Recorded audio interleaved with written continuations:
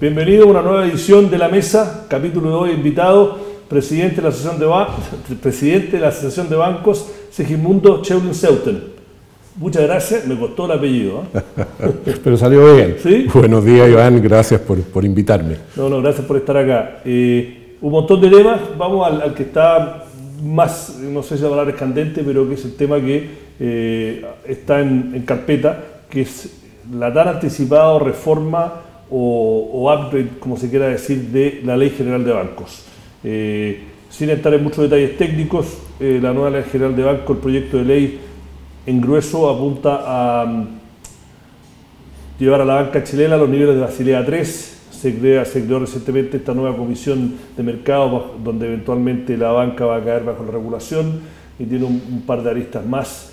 Ustedes obviamente han sido partícipes de todo este proceso que viene de antes de este gobierno. Yo me acuerdo cuando Rafael Bergoyne era superintendente de bancos que la quiso pasar y el gobierno de Piñera al final no pudo, no quiso, no me acuerdo bien, no estoy asignando.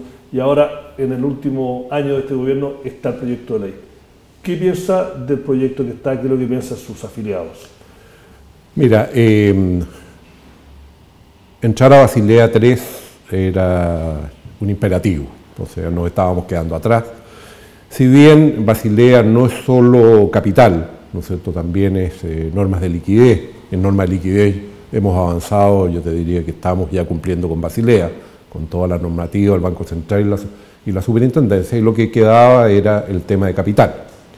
Ahora, nosotros estamos de acuerdo con los requerimientos de Basilea. Lo que en definitiva hemos estado planteando es, con esta nueva comisión, ¿no es cierto? Aquí hay dos partes en el fondo. Una, ¿no es cierto?, son tus requerimientos de capital que están dados por los ponderadores de los activos, o sea, ¿no es cierto?, un crédito, cuánto pondera dependiendo del tipo de crédito.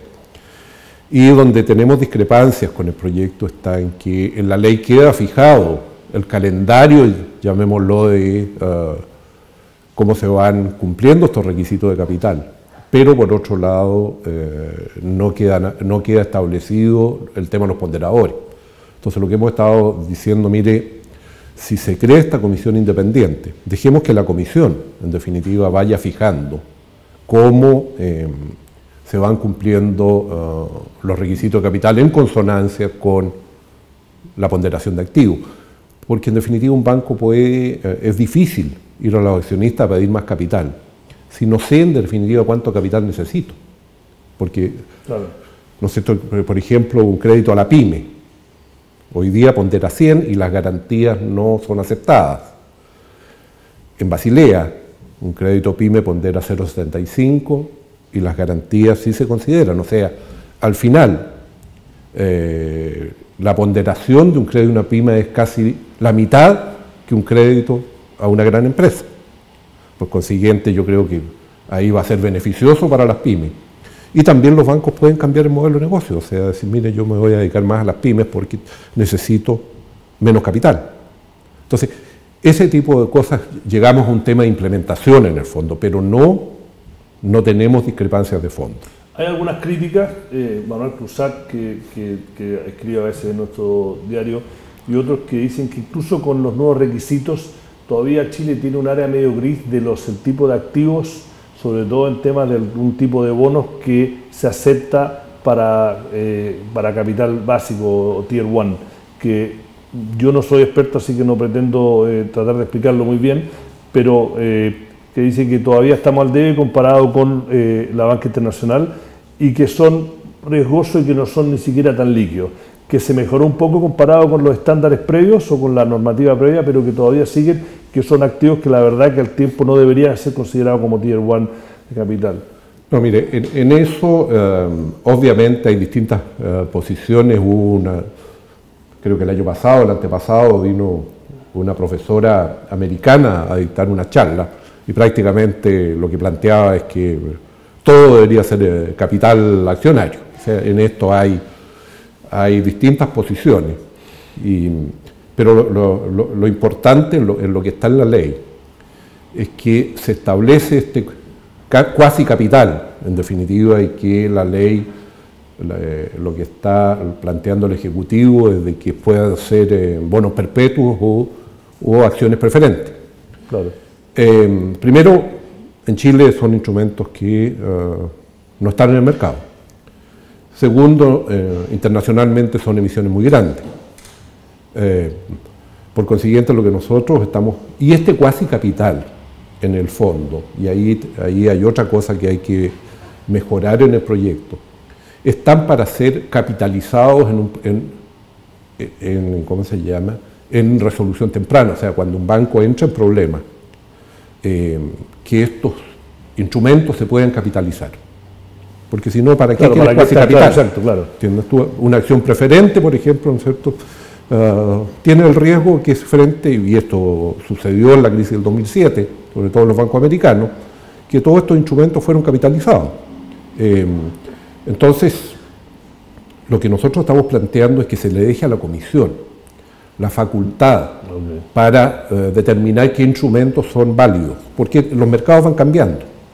Y hay otro problema, que la velocidad va a depender de lo que pasa en el mercado, porque, claro, bancos grandes van a poder emitir sin problema, pero bancos medianos y pequeños podrían, ¿no es cierto?, frente a situaciones de mercado, ser problemática su emisión. Y lo que hay que evitar al final es que se produzca una concentración en el sistema. Y si yo no puedo levantar capital, ¿no es cierto?, al final, ¿qué es lo que hago? Entonces, ahí hay un trabajo y se complica con el Banco del Estado. Exacto. Porque el Banco del Estado, ¿no es cierto?, en definitiva, el capitalizar significaría que pasarían a ser accionistas. Ahí hay un tema a discutir que entiendo que se vio en la comisión ayer y el gobierno estuvo dispuesto a revisar el tema. Una pregunta, se barajan varias cifras. Nosotros creo que la semana pasada o la anterior publicamos un informe, creo que era de Credit Corp Capital, que el ex IM Trust, sobre el impacto que iba a tener. Hubo uno de Fitch y uno de Standard & Poor's, que en general tienen cifras diferentes y cómo lo iban a afectar. Ustedes como industria tienen una cifra más o menos, cuánto más capital adicional. Ahora, va a depender fundamentalmente de lo que le decía Iván, de los ponderadores. O sea, uno va a requerir más o menos capital según los ponderadores de los activos, más, ¿no es cierto?, lo que se considera como riesgo de mercado, que es en definitiva, ¿no es cierto?, por los instrumentos financieros que uno tenga, más el riesgo operacional, que poco se ha conversado sobre ese tema, pero en definitiva eso va a determinar la necesidad de capital. Ahora, si se aplicara Basilea, y hay todo un problema cómo se van a tratar los activos intangibles, o sea, entramos a tecnicismo que creo que no vale la pena, pero en definitiva no hay una cifra mágica en esto, sino que depende. Pero si se aplicara Basilea, ¿no es cierto?, tal como está, y para cumplir los mínimos, porque aquí de nuevo viene, y después podemos hablar un poquito de eso, sin considerar riesgo sistémico.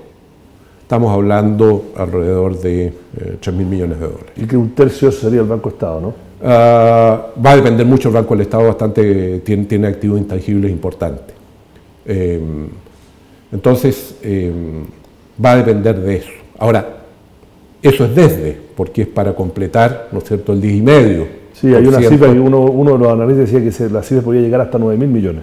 Dependiendo de un par de factores. Claro, porque depende, ¿no es cierto?, hay que determinar, el proyecto de ley establece que el riesgo sistémico por tamaño de un banco puede ir de un 1 a un 3,5% adicional.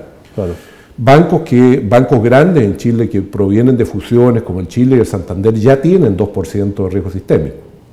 Y de nuevo caemos a la pregunta que usted hacía respecto al Banco del Estado.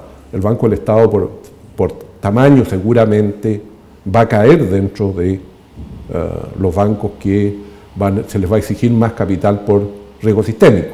Entonces, las cifras son, como les digo, puede llegar mucho más, porque en el fondo si usted le pone además el colchón anticíclico, ¿no es cierto?, ya las cifras pueden ir creciendo, pero en la base, que es el 10,5%, estamos hablando alrededor de 3.000 millones de dólares. Entremos un poco al estado de la banca.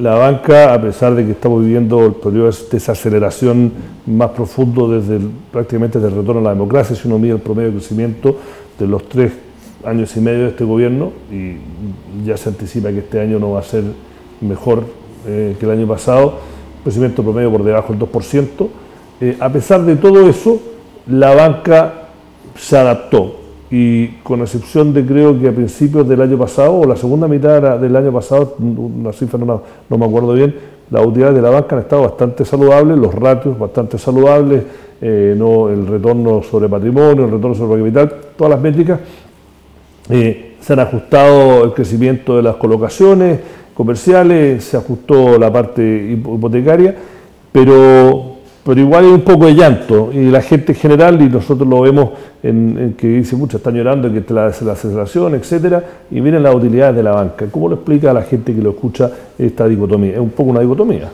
Ahora, el tema es el siguiente, o sea, si uno ve lo que ha pasado con las rentabilidades, han caído de un promedio de 18% sobre patrimonio a 12%.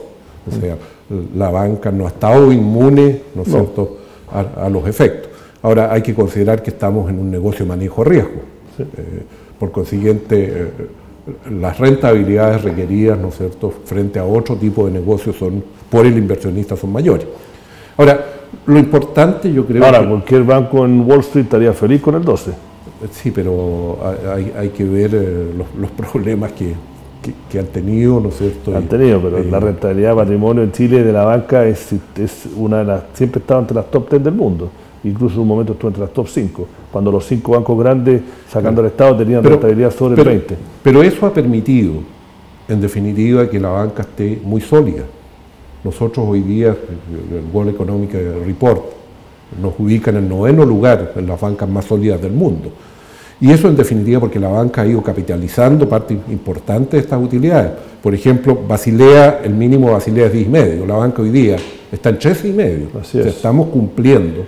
Eso ha permitido, ¿no es cierto?, en definitiva, constituir todas las provisiones necesarias frente a un mayor riesgo. O sea, indudablemente cuando la economía no crece y el empleo es precario, hay mayor riesgo en el negocio. Me ha sorprendido, porque yo he hablado en conversaciones informales con ejecutivos y gerentes de los bancos grandes, y me dicen que la verdad que cuando empezó la desaceleración, primero se sorprendieron que ha durado tanto, que creo que es una sorpresa para muchos, no para todos, pero segundo, ellos pensaron que les iba a pegar más fuerte.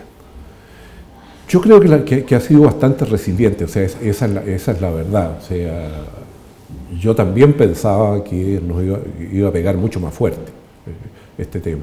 Y yo creo que eso habla bien tanto de los consumidores o los clientes, ¿no es cierto?, que hacen esfuerzos importantes en mantener al día sus obligaciones, y de la banca, ¿no es cierto?, que el manejo del riesgo ha sido el adecuado, y también hay que reconocer que la supervisión bancaria en Chile es bastante adecuada. Uno podrá discrepar, ¿no es cierto?, con la superintendencia en muchos aspectos, pero nosotros siempre vamos a ser un sector regulado, ¿no?, eso sin lugar a duda, porque estamos trabajando básicamente con dineros del público, y la supervisión es muy importante. Entonces yo creo que ha sido un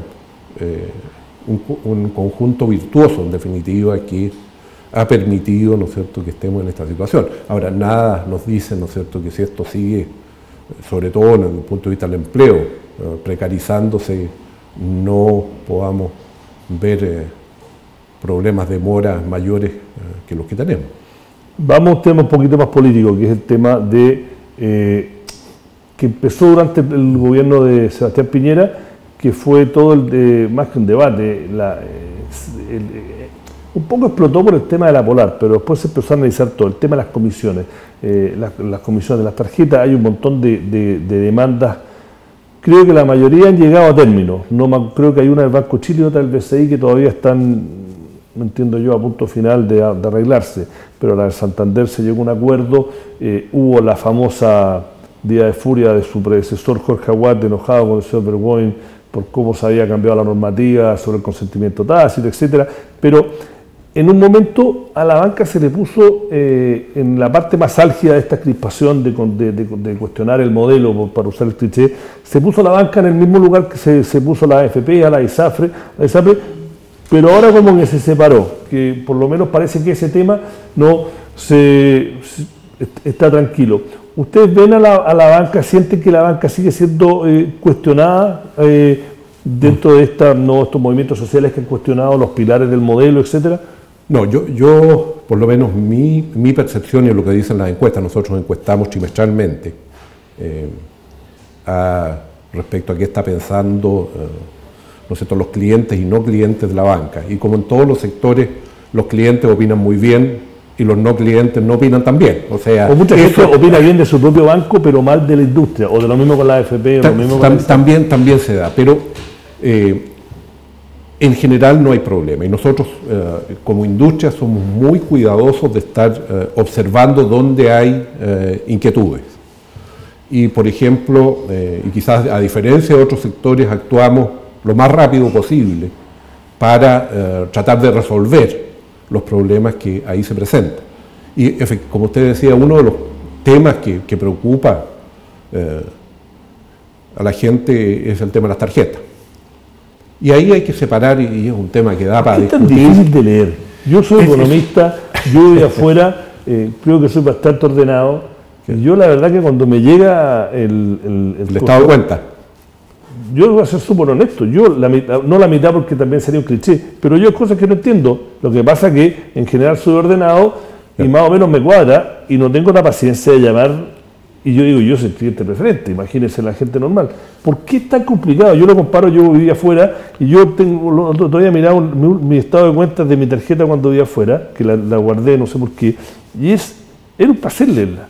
No era un placer porque había que pagarla, pero era fácil de entender lo que estaba pagando. No, lo que pasa es lo siguiente, yo creo que ahí tenemos un desafío de cómo simplificar y cómo se llama, y mejorar los estados de cuenta. Porque les voy a dar un ejemplo, ¿no? Cuando uno ve los reclamos, ¿no es cierto?, de los tarjetavientes, muchos son por giros de cajeros automáticos que dicen que no han hecho.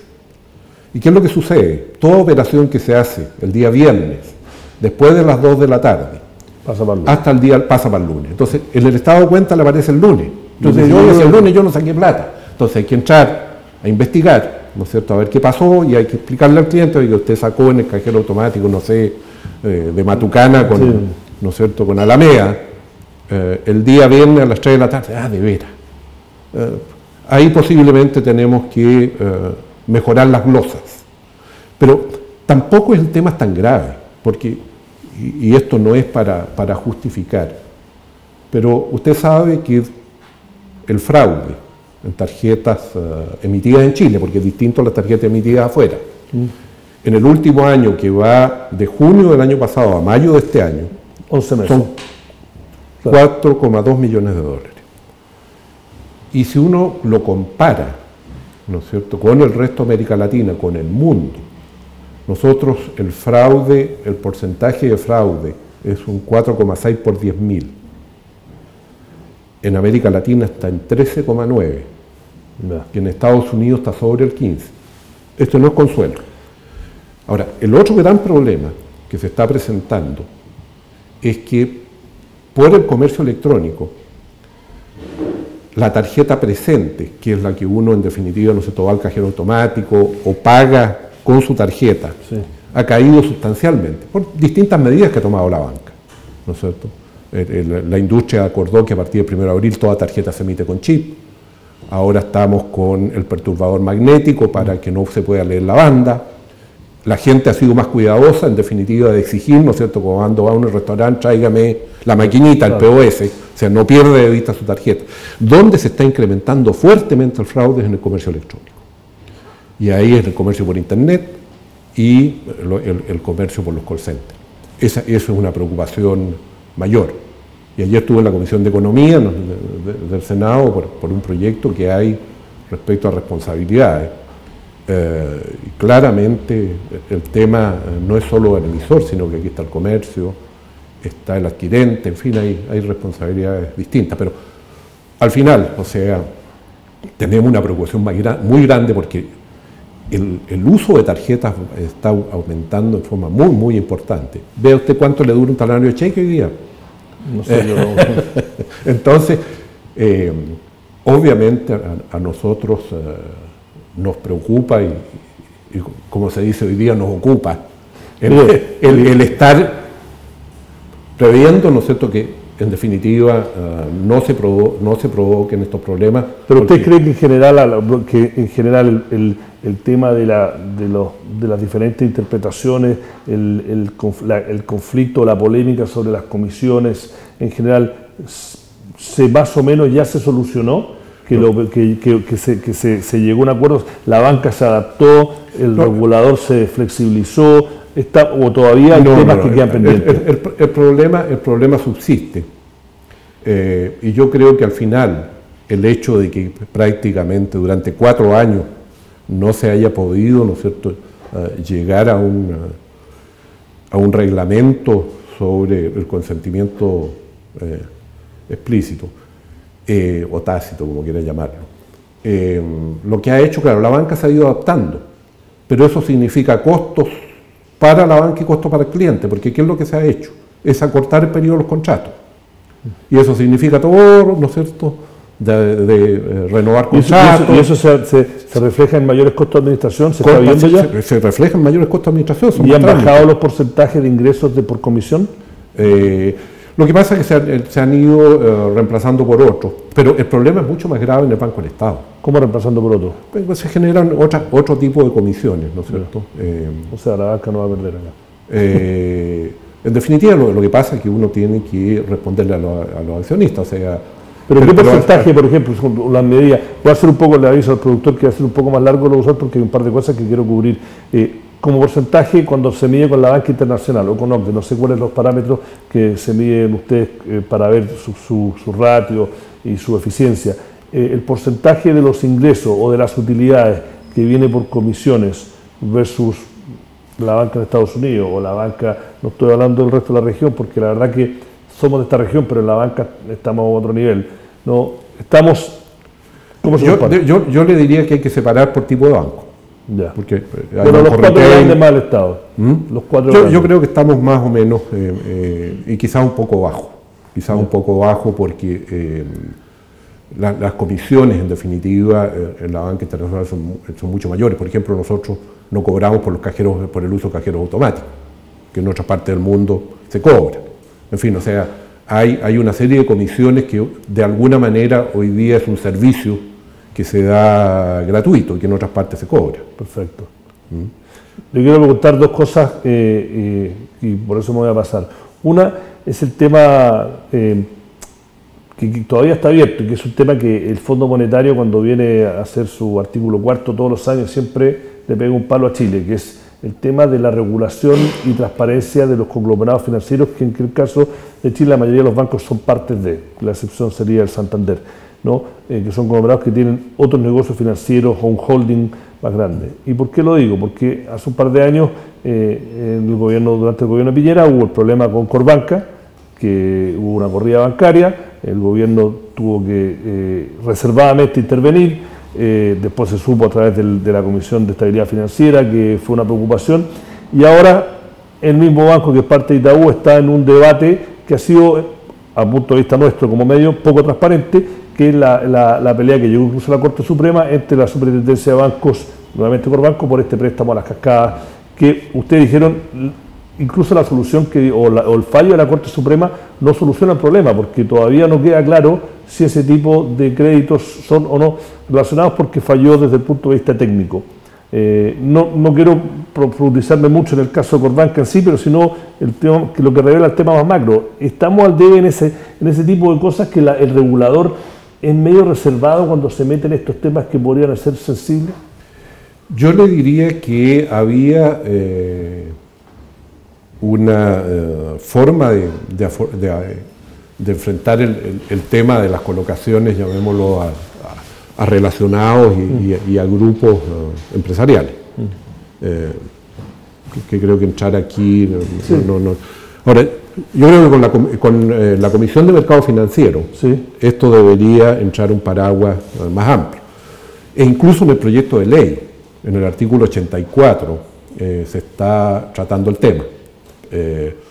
Requiere un mayor análisis, pero de alguna manera se está tratando de resolver este impasse que se generó, ¿no es cierto?, por la situación de un banco particular. Pero lo que yo le hablaba un poco más del balance que existe, porque yo entiendo el argumento que hacen, que hablaba con gente y dice, mira, lo que pasa es que si el gobierno o el regulador sale a decir, oye, acá hay un problema con tal banco, se puede crear un pánico innecesario. Bueno. Al mismo tiempo, si no se transparenta tanto, hay gente que dice, el mercado no tiene toda la información, hay una asimetría de información. ¿Y cómo se llega a ese balance?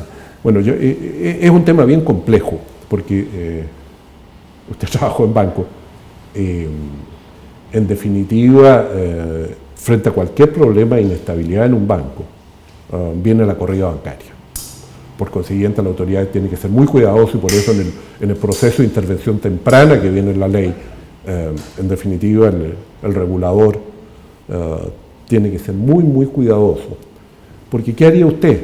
¿No es cierto? Si no, yo voy a sacar la plata al banco. Bueno, claro. Y en definitiva lo que pasó de alguna manera con el Banco Popular en España. El Banco Popular, ¿no es cierto?, pasaba los stress tests. El ministro había dicho de que el banco se iba a vender y que si no se vendía lo iba a absorber Bankia. Claro. Y de repente, ¿no es cierto?, el tema de la liquidez hace que todo esto haga que el banco en el fondo quiebre. Entonces hay que ser extremadamente cuidadoso, porque ahí hay dos bienes importantes, ¿no es cierto? Uno es cómo el sistema financiero no entre en un colapso. Y la información al público.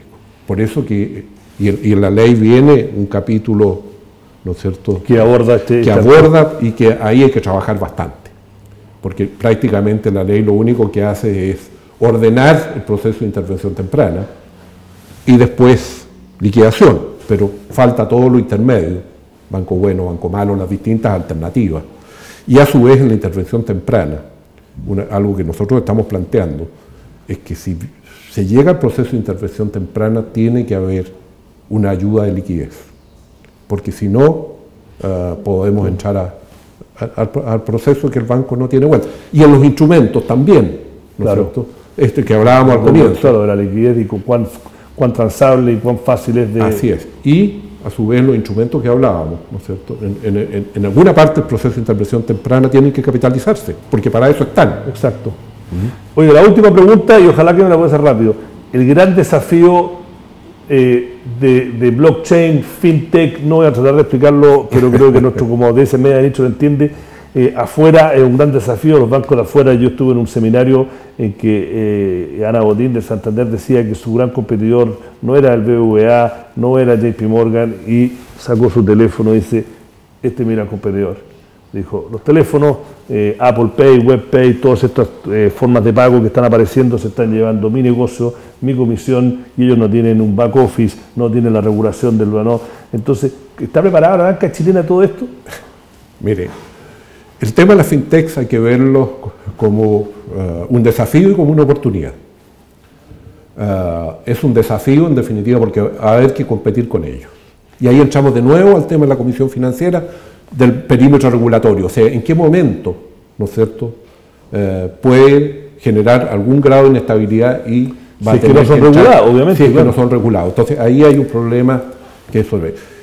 Y una oportunidad porque en la práctica, y lo estamos viendo, ¿no es cierto?, ellos han hecho desarrollos que en definitiva nos hacen disminuir los costos operativos. Entonces creo que hay que, y lo que es cierto, es que la banca que vemos hoy día, en 10 años más va a ser muy distinto. Los millennials, y usted estuvo en España, pero yo estuve también antes, y estuve con los consejeros delegados de los 4 principales bancos, y habían hecho una encuesta entre los millennials. El 70% prefería ir al dentista y no ir al banco. Uy, no, yo no. Viene un cambio grande. Estresante ambos. Yo prefiero ir al banco, pero bueno, en fin, ya. Había temas que quería tocar, como el tema de la tasa máxima convencional, pero ojalá haya otra oportunidad. Sí, muchas gracias por haber venido. Gracias por invitarme, Seuten, lo dije de nuevo, ojalá que no tenga que repetirlo por un tiempo. Muchas gracias por haber venido. Nuevamente, gracias por invitarnos y cuando quieras. Sí, me gusta, nos quedaron temas pendientes y este ha sido un nuevo capítulo de La Mesa. Síganos por las redes sociales y hasta la próxima. Muchas gracias.